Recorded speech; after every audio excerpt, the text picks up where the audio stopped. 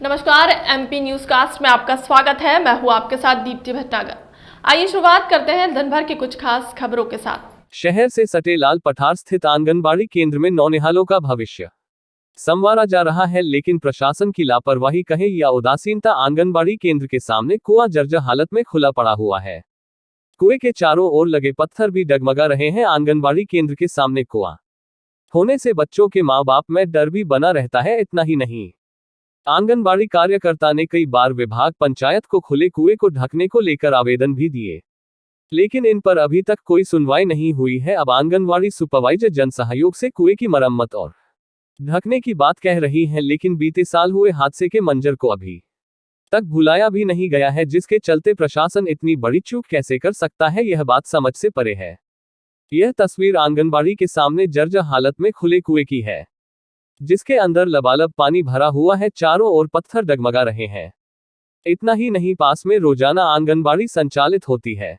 कुआं बस्ती के बीचों बीच खुला पड़ा हुआ। लोगों का कहना है कि पिछले कई सालों से कुआं जर्जर हालत में खुला पड़ा हुआ है, जिससे बच्चों और लोगों में डर बना रहता है। कुआं की मरम्मत और ढकने के लिए आंगनबाड़ी सुपरवाइजर ने विभाग और पंचायत को कई बार आवेदन भी दिए, लेकिन इस समस्या पर कोई भी निराकरण नहीं किया गया। जबकि अब जन सहयोग से मरम्मत और कुआं ढकने को लेकर बात कही जा रही है। वही बीते साल इसी रोड से कुछ दूरी पर कुआं हादसे में 12 लोगों ने अपनी जान गंवाई थी। इसके बाद प्रशासन हरकत में आया और जगह जगह क्षतिग्रस्त कुएं की मरम्मत करने की बात कही गई। लाल पठार स्थित आंगनबाड़ी के सामने वाला कुआं अभी भी मरम्मत और देखरेख के अभाव में अब प्रशासन के इंतजार में है, ताकि कोई हादसा घटित ना हो सके। इस संबंध में जब हमने जनपद सीईओ अरविंद शर्मा से बात की तो उन्होंने कहा कि इस तरह की बात आपके द्वारा संज्ञान में आई है, मैं तुरंत दिखवाते आवश्यक कार्रवाई करूंगा। बता दें कि पिछले साल 15 जुलाई को जल संकट के चलते 12 साल के रवि पानी भरने हुए में गया था, जिस पर कई लोग उस कुएं में गिर गए। इसमें कुछ लोग तो घायल हुए, लेकिन 12 लोगों ने अपनी जान गंवा दी।